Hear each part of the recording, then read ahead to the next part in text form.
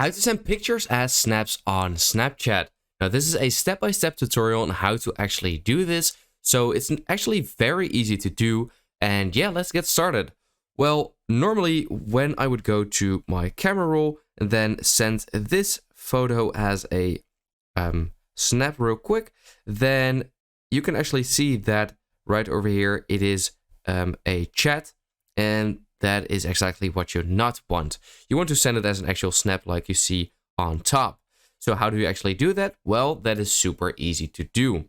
All you basically want to do is go to the App Store or Play Store and download this app right over here. It is called OVF Editor. And once you have opened this up, or once you've downloaded it, I mean, then you will see this. Then you want to click on photo and video at the bottom. Then you will get an ad. You will have to wait for this and close that out. And then now you can actually select a photo. So I'm going to select this photo randomly, like of my mouse. Click on the check mark at the top right. Then make sure to crop it to the Snapchat resolution. So right at the bottom, you can see that little like ghost. That is the Snapchat ghost. Click on there and then click on finish. And once you've done that, Snapchat will automatically open, and there you go. It looks exactly like a real snap. You can't see anything like that it is a filter or that there is a link attached. This is it, like this is perfect.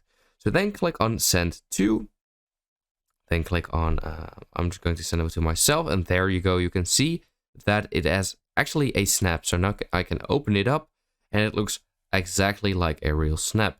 And when I go to the chat, that is what you will see. So now if I were to take one again, click on myself, see, it looks exactly the same.